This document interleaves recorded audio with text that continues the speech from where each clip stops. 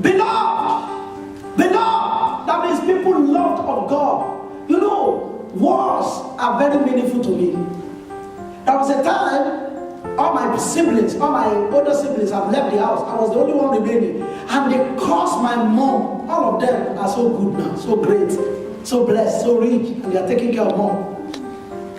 But all of them caused my mom so much of heartache. They were tired. There were people who were just sleeping with guests, doing so. There was nothing they were not doing. They got themselves involved in every youthful exuberant stuff they could ever do.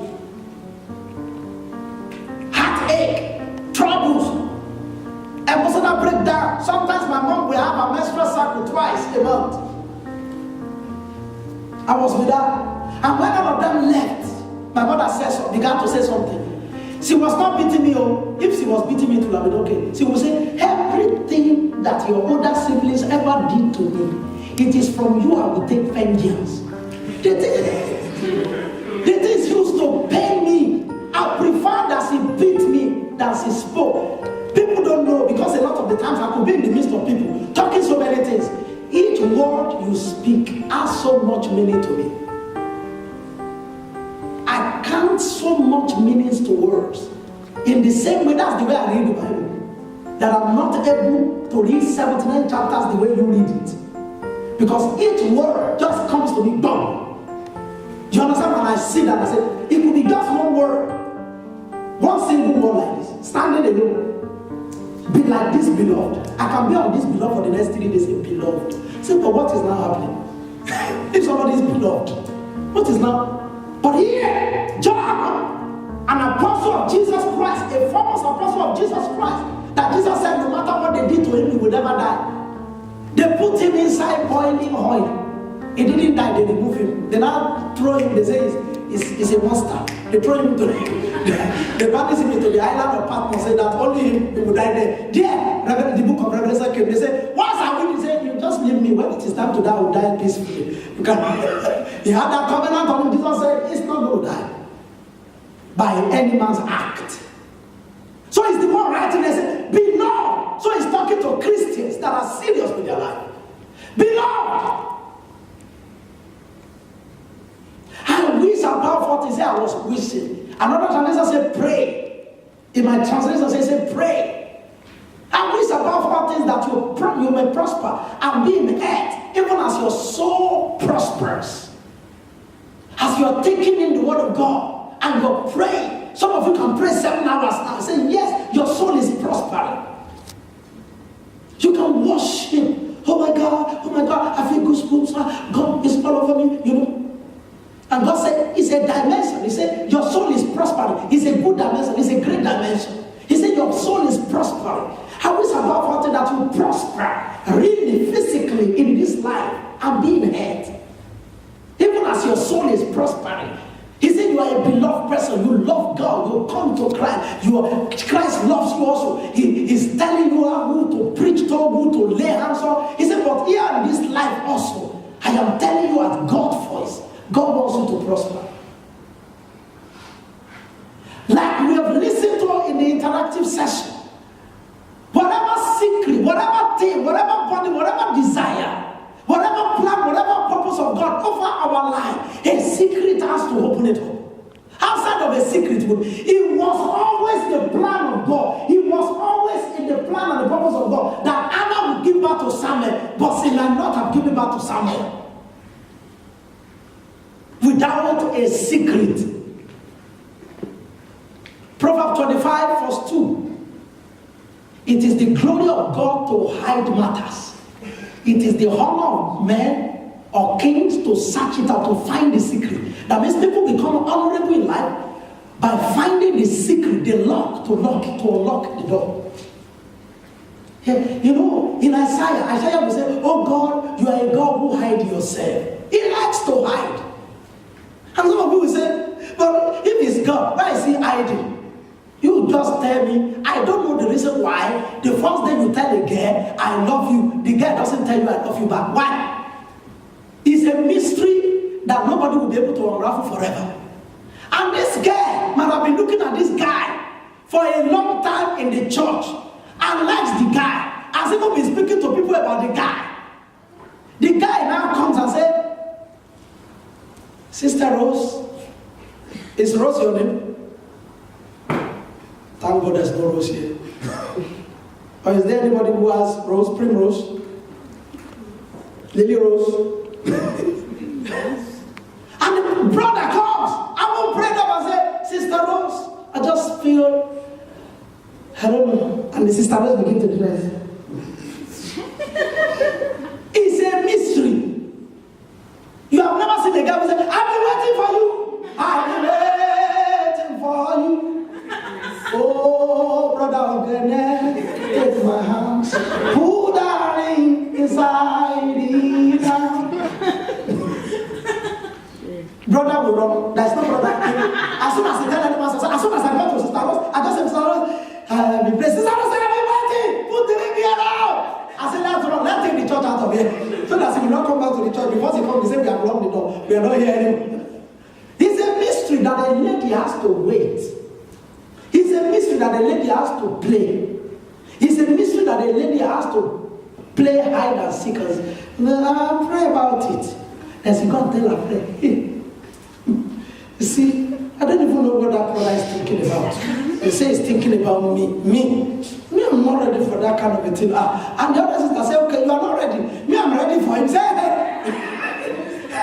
The devil will not. You say, yeah, I thought you did that. You are not ready for brother Samuel. Are you? But they are always like that. Much more than that is God. He created you. He wants you to have dominion. He wants you to prosper. But he still go and hide himself. So we say, you must find him. He wants you to prosper.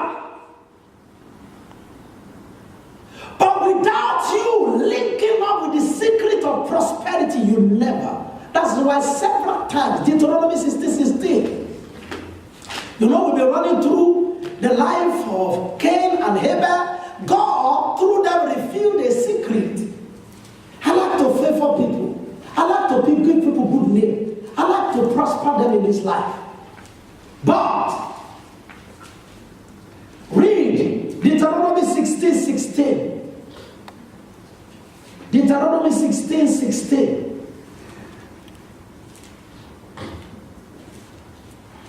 Here, Deuteronomy 16:16. Here.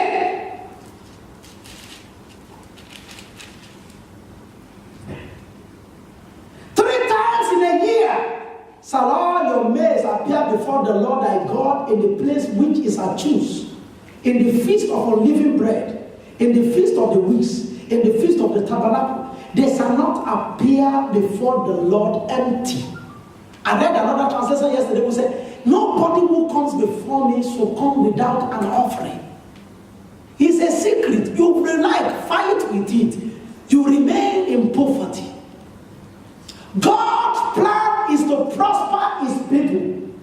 The greatest harbinger of this prosperity is for people to know how to give. Some of you are already doing it. As a matter of fact, many of you in this church are already doing it. And you are seeing things breaking. You are seeing things prospering in the right direction. But one thing that God wants to bring out, you see, Cain and Abel by themselves came to God. Chapter 4 of Genesis. Lord, we give you this. And God rejected one and God favored one. You know the reason why is that from every moment of our life, God wants you to deal with him according to how he is dealing with you. He must be commensurate for God to know that you are fair and you are just and he's able to link up with your life. Look at what Jesus said here.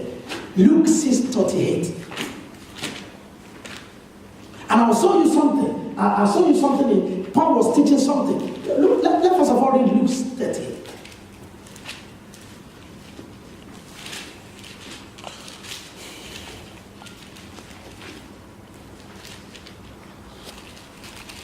Are you there?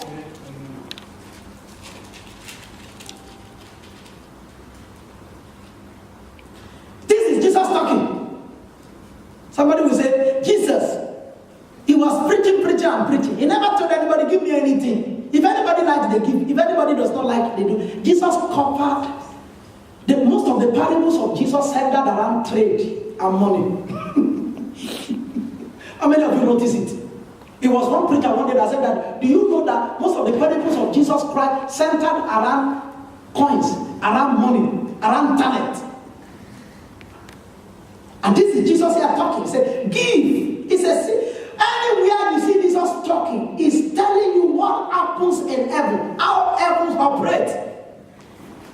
If you ever come to become anything in this life, if you will ever prosper financially, if God will bring together everything that has to do with your life, say, give, it shall be given unto you. Good measure, pressed down, shaken together, and running over. Shall men give into your bosom. For with the same measure that you meet with her, it shall be measured back to you. Look at Mark 10. Mark 10. This is an issue that you will have to deal with for the rest of your life. You know the reason why? Human system is greedy. Human soul, the soul of man is greedy. He's always complaining to God. He's always asking God something. He's always wanting God to do something. He's never asking himself, what can I do for God for this to happen?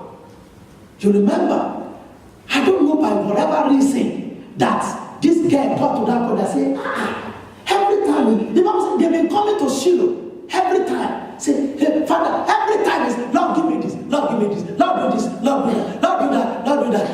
And every time they came around, they saw priests, they saw children that are also priests, and everything like that. They don't even care who put these children there. They just say, if they go to a particular place in the temple and there are no priests there, they come to complain to the chief priest. Chief priest, I wanted to bring my prayers to God in the other room. There is no priest there. And the priest said, we are running low of people who are in the priesthood. They say, people must come. What's the problem? He's not thinking. Every time they just go there to just go and say, Lord, this year, you must do something about my life. You must do something about my destiny. God wants us to reverse it. He said, God seek such. So there are two classes of people. There are people who seek God. There are people that God seeks. The Bible says in the night, in the dream of the night, God came to Solomon and said, what do you want? May you encounter such. Amen. Oh, you're not saying amen. May you encounter such. Amen. God said, what do you? That is where his destiny was rewritten. It would have been any other normal king, like any other king. But prior to that, the Bible said he sacrificed 1,000 burnt offering. Some of you will say they have so many things in Israel. So somebody sacrificing 1,000. He could even sacrifice 1 million. If anything does not move the heart of God, God does not move. In the temple, people were giving. Jesus sat down there watching. Some people gave 1 million shekel. Some people gave 2 million shekel. But because God knew that these were billionaires, this thing didn't mean anything to them. Somebody came with 2 shekel. You see, two what? 2 mites. And God says he has given us, he has. Everywhere the gospel is preached, please mention this person. The other people, their names are not mentioned. So one time of God prophet, and in the night, God came and said, we smelt so much. All the things we were doing, we smelt so much. The first day, the angel appeared to the wife of Manoah. He did not do any wonder. As a matter of fact, the lady said to the husband, he said the face of the guy looked terrible. He said the face looked terrible like the face of Adam. He said, very terrible face. Very terrible face. The husband was wiser. He came, he prayed to God, let the man of God who came to my wife, if it is true you have said, come back. And the man came back, the man's already prepared his heart. If he comes, we're going to make him. He said, what is your name? So that we will return to you. Hey, somebody's not hearing me. We will return to you to let you know that the word has come to me. Some people don't know how to return to God. Remember, Jesus healed how many lepers? How many came back? What did Jesus say? Jesus said, you are not just healed, you are made whole. There's a difference between healing and made whole. Say, you are made whole. Every aspect Like I was reading the other day about a particular homeless guy who has been accepted into one Ivy League college in America. Homeless. His life just turned around. Jesus said, you are not just healed. We don't just live leprosy. You are made whole. You will be married. You will have children. The rest, they were healed. They returned somewhere to go and be laborers. But Jesus said, only you remain, only you return. The man said, we want to return to give thanksgiving. But if you will not allow that, you will not know, okay, let's kill a kid. Let's make an offering. Let's do something. And the man said, if you're doing anything, do it unto God. And as he began to do, he said, the man of God performed wonders. He began to, God ascend on our offering. You're not hearing me. He does what? And it is man that makes decision for that. It is not God that makes decision for that. So God said, we came. Solomon did not even know. He was just saying, Lord, you were so... Even when God came to him in the dream and said, what should I do? He was just thanking God for what he did for David. You were so good to my father David. You so mercy. Maybe that was even the reason why I said, God, thank you. My mother was just one of those women. You know, she even committed adultery with my dad before they came back to me. So how do I marry this true? I don't even marry. Let's give him praise. Let's give him honor. He began to offer offering. Everything they gave to him, they said, give this honor and multiply it for business. He went to take his capitals and brought to God. I'm just sweating, you know, as he was killing each animal. God was smelling. You know, one of the places where they fight all pastors, they say they're always talking about offering, and they are the poorest in Africa. As soon as anybody is becoming rich like this as a pastor, they will start fighting him. And that family, God just marks them out for poverty forever. Since you have decided that it is not the men of God you'll be fighting, okay, let us give you enough poverty so that you'll be fighting. Because if you become rich, you won't be able to fight them anymore. Because rich people don't fight anybody. They face their business. You don't know? Have you ever seen where they say, what's the big gate? He's fighting preachers. The preacher have money. You know, it's poor people that say, you see, look at the suits that the children of the pastors are wearing. How do you see the suit? Because your own suit is lower than that. You bought your own suit in penny for 3 euros. Somebody bought their own in Tabina for 15. He becomes a problem. House of Cain will always be fight. I refuse to be a house of Cain. Somebody say amen. Amen. Say after me, say I refuse to be a house of Cain. In the name of Jesus. You can never see Trump come out and say, you know how the pastors, I don't know where they're getting money to buy jets. He has several jets. To him, anybody who doesn't have jets, just why can't they do something? Everybody deserves a jet. But poor people, they say, where is it? The churches. Mayweather has maybe 2 jets. That guy that they just throwing punches. How of them in America, small boy, they just have jets that they just park at the back of their house.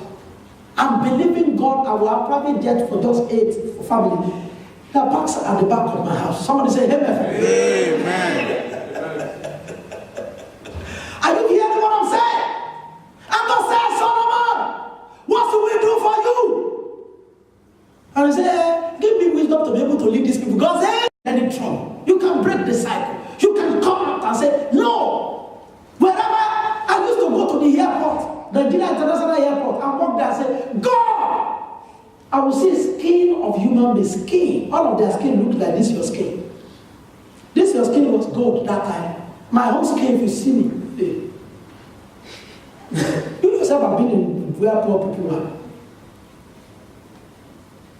And I will see skin, they are traveling in the airport. He said, there are sections for traveling. People who are traveling to some African country, like you are going from Nigeria to Cotonou, and you want to waste your family resources. You're traveling from, it's like somebody's traveling from Malawi to Zimbabwe and say, go and enter the plane. What about bus? That you just move from one city to another city. Some people want to just be on the plane, say, we are just on flight now. Go and waste all the family resources. From Nigeria to the Republic of Benin, which is, they build house into each other. You can just, I cross with leg the first day to cross there. I cross with leg. So there are chance there. You want to go from Niger to Congo. There's chance there. Then people who are not traveling to other Eastern Africa.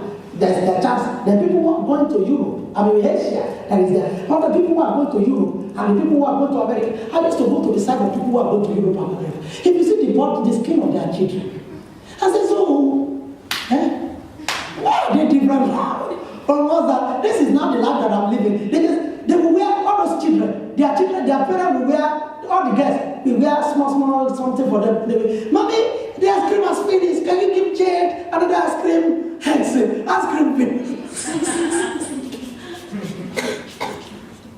Are you hearing me? And I say, God, what is the difference? Why can't my life be like this? Why must my life be like the way it is? I will stay in the airport and I'll be playing. It didn't take long. I began to fly from the same place. I first of all fly to African country, from Nigeria to Congo. From there, Asian country. Then I began to fly everywhere. Are you hearing me? You can break the cycle. The cycle over your life, the cycle of you being poor and not able to break even. You're just surviving under the water. You're just trying to keep your head above the water. No! You need to build your house on top of the water. Somebody say amen. Amen. And the secret is that every time God makes you rich, you empty yourself of some riches, you become poor. That's what Jesus did, and he became King of Kings. And he said, for you know the grace of the Lord Jesus. For though he was rich, for your sake he became poor, so that you through his poverty might be rich. He emptied himself, and now became King of. Before Jesus came to the world, he was not the King of Kings and the Lord of Lords. It was just the Word of God. Jesus was not even his name in heaven. It was just the Word of God. But by the time he came here, God gave him the Jesus. And God has said, okay, with all that thing, all the things that you have done, as you are returning here now, you'll be now the King of Kings and Lord. In heaven and another, they have your name opens all doors. You're not hearing me? It is time to go beyond the normal tithe and offering that we give you to handling project for God. In the midst of nothing is happening, say, I want to handle this. Like I told you, some couple just told me as we were saying Happy New Year, Happy New Year, Happy New Year. We finished 31st of December, and they told me, Pastor, I want to talk to you. And they said, we've been planning that we want to put some money down for offices. Look at offices. Look at offices. And if any of your parents or anybody wants to come and visit, we have offices. We just don't put carpet there. There are offices where we can go there. All these things are accrued to your account in heaven. Don't make sure that as people are getting involved in this, you are also involved in this. It accrues to your account. Something is happening to you. Let's stand up on our feet and give God praise. Let's stand up on our feet and give God praise.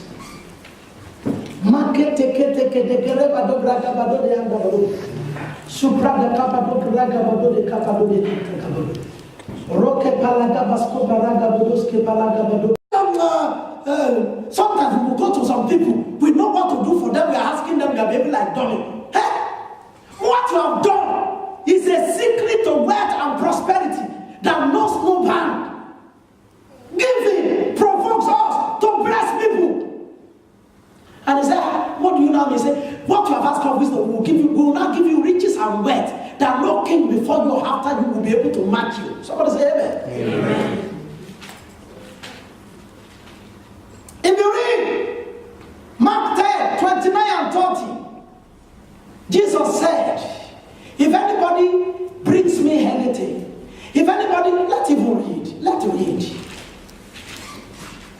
Because one of the things God was telling me today is that, because a lot of the time I assume that all of you know all these verses. And God says so many of them are growing Christian. They don't know all these verses. Read it. Mark chapter 10.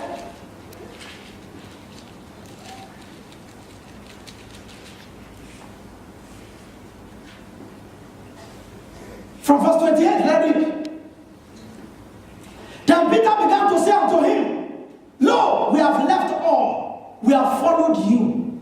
And Jesus answered, Verily I say unto you, there is no man who has left house, or brethren, or sisters, or father, or mother, or wife, or children, or lands. Can you see lands? Some of you say, I've left my brothers, I've left my sisters, I've left everything I'm going to become. Jesus added lands. Another translation says feet. Or lands. For my sake, and the gospel's sake. But it's a receive an honor for now, in time. This time, houses, brothers and sisters. Don't forget, if he didn't give lands, he's not going to have houses. God is going to give him brothers. He will have a lot of people in the church. He will be with sisters. family. But they left lands. They're going to have a house. They left lands, but they're going to have houses. 100-fold.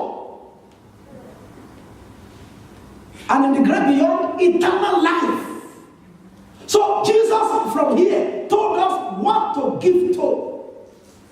Jesus and the gospel. Whatever will make the gospel to move forward, God said, I need you in that.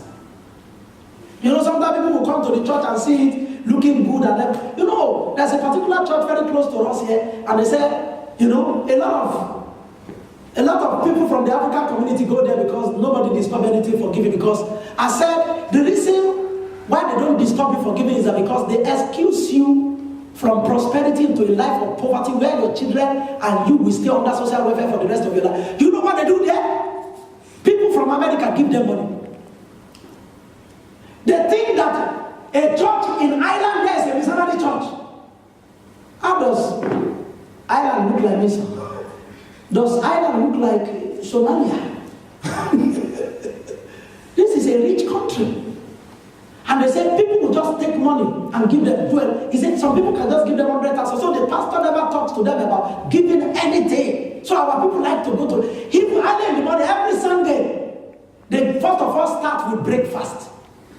On Sunday morning, I'm telling you now in case you like to go. They start with breakfast. If you go there, it's very close to us. Breakfast, everybody will eat 3-course meal. Early in the morning, before the service starts. Are you hearing it? Because some people are sponsoring it. But see the flip side of it. People keep coming there because some people kept pouring money. That means if money is pouring to the gospel, it will attract people. Look at us here sometimes. The heating system is not the greatest.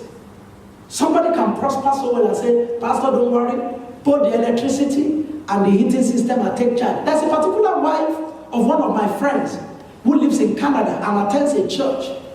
And my friend says, for as long as he was attending that church, the children department was in charge. They rented the place for children department. She was the one who took care of everything, all the bills from her own personal money. And God was blessing her.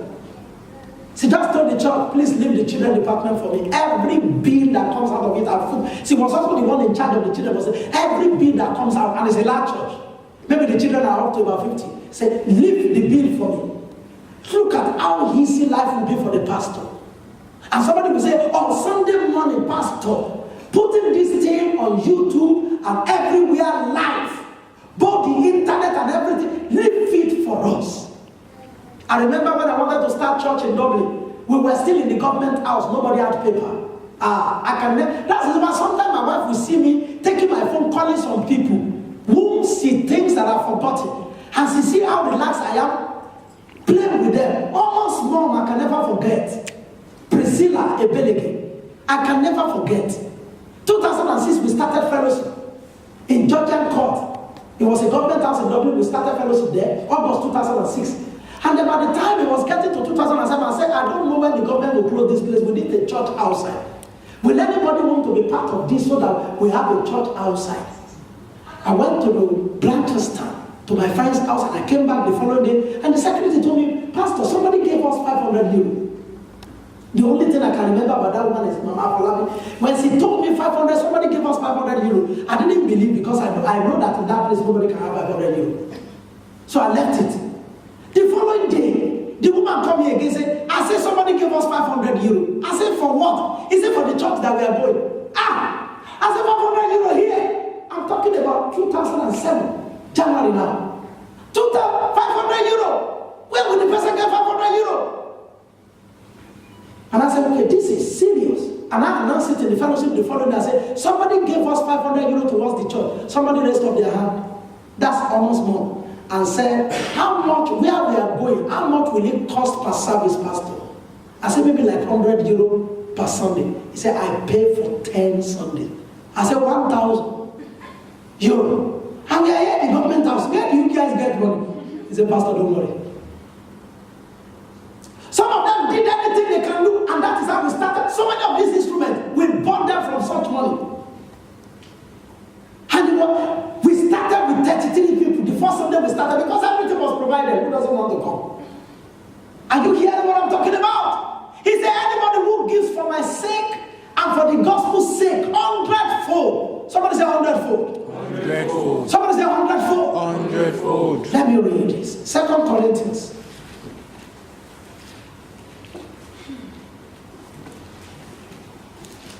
Chapter number 8. 2 Corinthians. Let me deal with this and then just go.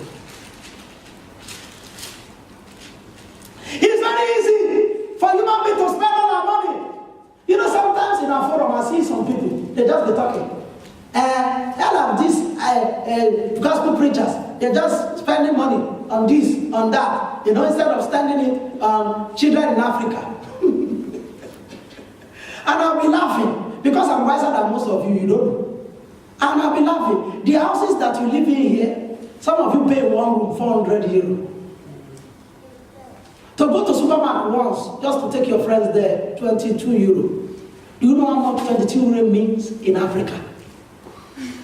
If as at this time, all the money you have, you use it to buy suit, you don't remember Africa. And you don't have mouth to be criticizing pastors. Whereas, you know, a lot of the times, we blame those who are ahead. We never blame ourselves. Everything that's happened, hey, why didn't they make it happen? You just entered the church. Why is the microphone not working? It's because that's the reason why you are here, so that they can work. That's the reason why you are here. The night came to this church when we were not having any standing mic. I said, I want to do choir, I want to buy a standing mic. I said, they are ready. I took out to where they are buying. I said, bye. That's how you began to still standing, whatever. That's God wants us to, when you think the gospel, think about what else can I do? It's not to feed pastors. This giving of a thing that I'm talking about is not for you to feed pastors. The gospel has to be done. We are talking about, somebody will just say, Pastor, God put it in my heart that every Sunday we should be bringing the openness to the church. But don't tell the church the offering that we are using for rent. And say, whatever money that is in, because some people, all their focus is the money that, as everybody is giving the accounting, if it's, they become accountants. 10, 20, that's 50, 40, that's 300. See, on Sunday 300. Say, Pastor, I know that averagely, the way I was calculating, 300 euro per Sunday. He said, we can feed the poor from this money. And Pastor said, where do we get rent? Say, God will pay the rent. So that the pastor will not be in hypertension. You understand what I'm saying? Now, Pastor is able to. And in the last few months, I've never had to think about how do we pay rent in the church, how do we do this, and glory to God for all of you that have been obeying God. Somebody say, Amen. Amen. You can even clap for Jesus. Come on. But somebody can go beyond and say, God, we need homeless people in this church. If you tell homeless, come every Sunday there is food. We will go and bring them. We can be renting taxis to bring them when everybody is sitting. We use cars to bring them. And then you buy good food. They eat, veg, blah. So drink. You understand what I'm saying? And little by little, the homeless will be receiving Jesus. You're not hearing me. I'm not talking about feeding pastors. It's good sometimes that we look towards the people that God is using and be of help to them. Because sometimes you don't know what they are passing through. Yesterday, I was just coming here to pray. I just told my wife I want to go away. I just want to go and pray in the church. As I was coming, somebody called me, where are you, Pastor? I said, what happened? Say, can we come to your house? I said, meet me in the church, please. I'm going to the church. And my heart is just burdened. Lord, we need more people in the church to be saved, healed, and delivered. We need the church moving on. Tomorrow's service, that's all I was thinking about. But I don't know. The person has been in my house and seen the rackety, what do we call it? I didn't think about that. What do we call it? Microwave oven. I was just using my microwave oven until you push it very well. Sometimes it doesn't work. I don't care. It doesn't bother me. It doesn't. When you plug it, you don't press it. One day I plugged it. It was not working. I asked my wife. I said, you punch it.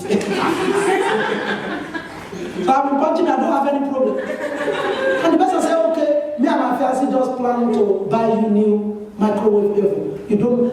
My heart I said, God, so I was trying to take care of your work. You are trying to take care of me. He said, this is beautiful. This is so beautiful. This thing that I'm wearing today that everybody says, okay. Brother Pastor went out and he was buying jacket for himself. And he called me, Pastor, what is your size? Anything you have bought is my size. If you did, I said, if you didn't buy, if you get home before asking me, don't call me for that kind of a thing. And he has bought it. I was only thinking, is this one, what is this one? Not like a gentleman. And you understand what I'm saying? But we go beyond that. We go beyond that. This morning I was just thinking, okay, let's take our tithe and our offering. Like so many other Sundays, and God told me exactly what to take out. I said, no time is not tithe and offering. I said, why? Because God knows what He wants to use it to do. And it is through that He expands your life. He gives you opportunity. I've been praying. He's been bothering my heart. I've been praying that some of you will begin to have contract of 60,000 euro a year. Somebody say amen. Amen. I'm tired of 28,000, 30,000. Please. He doesn't even help anybody. That is a lot of money compared to if you go to Africa, you tell them you're getting 30,000 euro per annum. It's a lot of money. It's a lot if you divide it into Malawian currency, Zimbabwe, Nigeria. You're a multi-millionaire. But I am based on the standard of living here. You need at least 60,000 euro per annum to shine, to have cool life, have cool holiday. Somebody say amen. Amen. You went to school and say amen. Amen. You went to school and say amen. Amen. The school bothered you, say amen. Amen. The name of Jesus. It will be very easy for you to say, look, Pastor, I put we're just building this church. And I thank God. I cannot thank God enough. When I enter this way sometimes, I'm rolling on the floor. Ruben, me and Ruben are here most of the morning. And Ruben said, look at the beautiful place God gave us. Look at the beautiful. And you guys, it was empty. And we didn't have to ask anybody come and give us money. It is the money you put together. Look at beautiful place. I sent it to my spiritual father. He's so beautiful. Pastor Ken, God bless him. Wow, God is so beautiful. Look at all the things. Office is built. Everything built. This is beautiful. Beautiful. That people are able to sit down. And then you cannot say, Pastor, I'm not done yet with what is happening. I want electrical, this thing heater here. I don't like. I want electrical, those one that has light, blue light, red light. I say I foot it for as long as this church exists. That's how to think. You think of a church in Africa. You think of a church where the pastor is struggling in Malawi, in Zimbabwe. They don't have money for their children. They can't send them to school. And everybody is asking the pastor. That you are a pastor doesn't mean that you cannot be a farmer. They never ask doctor that question. They don't ask question. They don't ask farmer. That you are a farmer, can you not still be a farmer? They don't ask. But a pastor, they don't believe his work because nobody helps them a lot of the time. And you see where they build Bamboo Church in Congo. Bamboo Church. It's not cemented. In Malawi, it's not. And you say, God, how much will it cost? You call them, how much will it cost? For as long as this pastor lives, his two children, not the one that gave birth to them. Because I don't know what I was thinking. He just want to make his problem everybody's problem. His two children, till they get to how much is university education in Malawi? You discover in the whole year may not cost you more than 1,000 euro to give to that guy to go through education. Say, the pastor, don't look for another farming job with your job. Just be going around and be taking care of everybody. Help them do their naming ceremony. If somebody died, help them raise, help them bury the dead. Do services for them. Just be stable, and then you erect a place of worship, a good place of worship for them, for Jesus and gospel's sake. My wife called me in the middle of the night and said, I've discovered what I'm going to do apart from preaching the gospel. Orphanages. I pick children from everywhere. He said, yeah, God has put it in my heart. I said, it will happen. Amen. It will happen. So in no time, you will see an orphanage of over 2,000 children that are also being sent to school until they finish university education and get job. That is the gospel. But you must start from where you are. Don't struggle with 10 euro from that God gives you. Don't struggle. Don't think, what is going to happen to me? If I think that all the time, you will never meet the church at the level you met it when you came. 2 Corinthians chapter 8, from verse 1. He said, moreover, brothers and sisters, we do you wit of the grace of God bestowed on the churches in Macedonia, how in a great trial of afflictions of the abundance of their joy and their deep poverty abundant on the riches of their liberality. For to their power I bear record, yea, beyond their powers they were willing to give of themselves, praying us with much entreaty that we should receive the gift, and take upon us the fellowship of ministry to the same.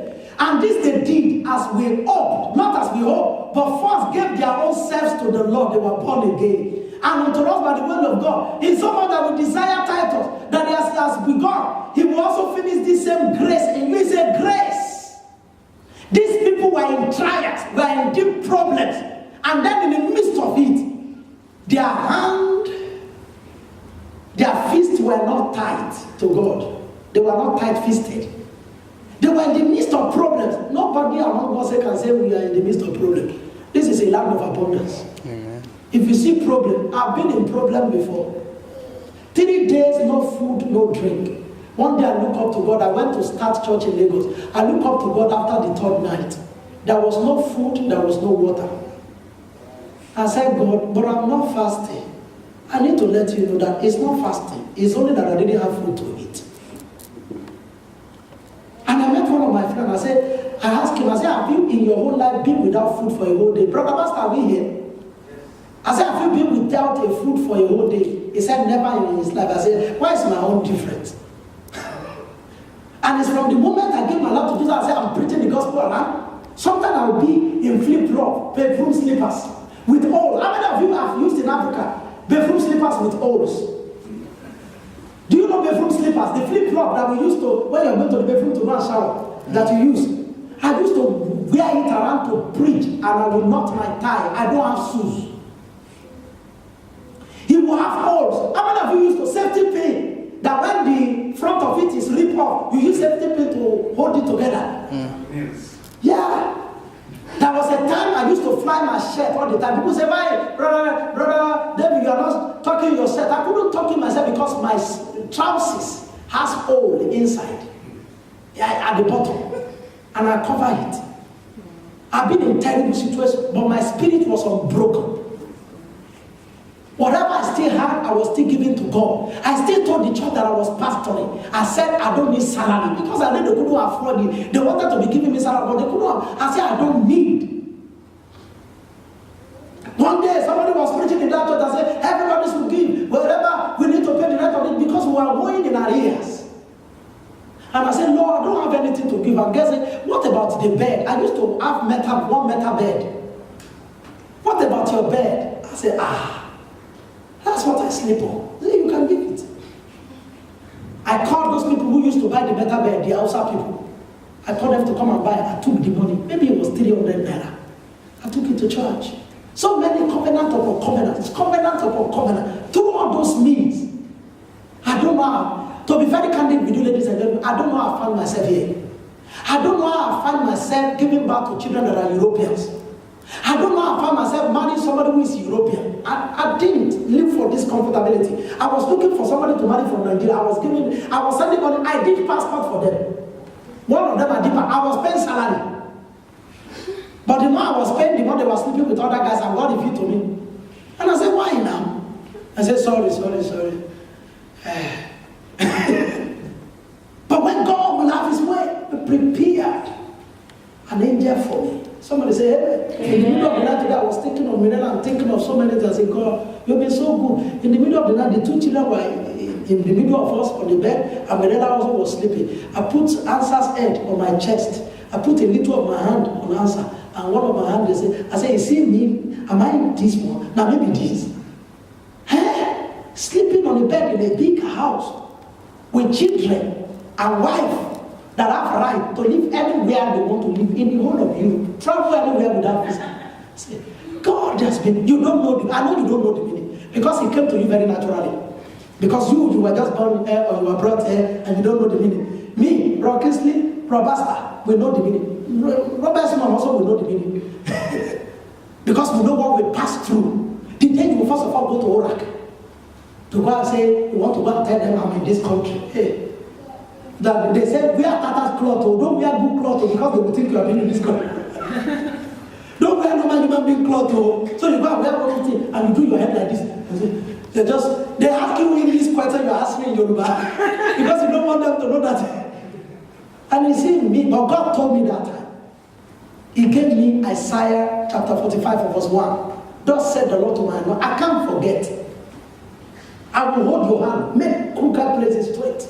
Are you hearing me? There are people who are in trouble, and in the midst of their trouble, they're still ministering to God.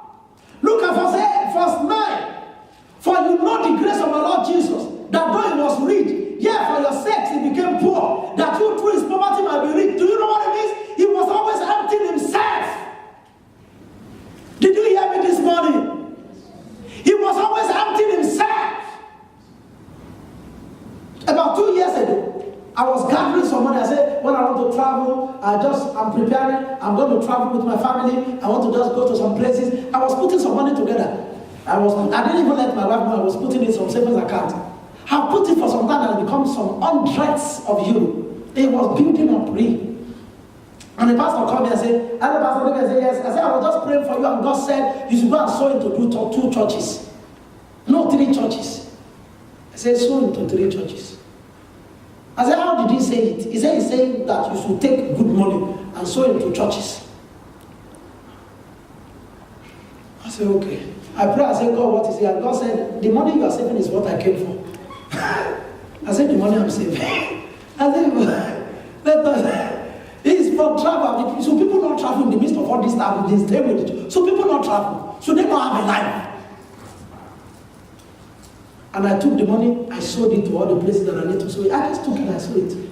But you know, there last year when I wanted to travel, don't you see how money was coming? First of all, from my spiritual father. Then from you. Then from Tony. Tony just said, hey, God just told me, hey, for your birthday, I should send you to Jerusalem. Hey, Jerusalem! He said, but I let you go to Jerusalem. I said, I've gone to Jerusalem since yesterday. Only you did not know. Please, my sister. God, that Jerusalem became one of the journeys. I'm so emotional. I can't forget sitting where Jesus sat, walking the road where he walked, seeing his people, seeing Jerusalem, seeing the world. I just, anytime I think about it, I just feel like crying. But God sent me there. Jesus was always emptying himself for others to be rich. Kanisola, I am here. Brother Pastor is a pastor. Look at me and receive. He is hearing everything. You may not be hearing as I'm talking. Chapter 9. Did you hear me? Verse 8 of 2 Corinthians. Let's read from verse 7. Every man according as he purposes in his heart, so let him give, not grudgingly of necessity, for God loves a cheerful giver. Look at verse 8. And God is able to make all grace abound to worship, that you always having all sufficiency in all things may abound to every good work. God wants you to be part of every good work. They say, okay, in the church we are gathering money together to sign to IT. They are having problem. He said, I will have given pastor, and then just know. Because me and my friend, we just want to have some nice time out to go and eat some chicken grotto. That is the as soon as they mess up that one, that is the time the chicken grotto has come to an end. One bishop said he was saving money. Bishop Edeko said he was saving money to buy a car because he didn't have car. He said he was saving money. He said one day they were raising money in the church.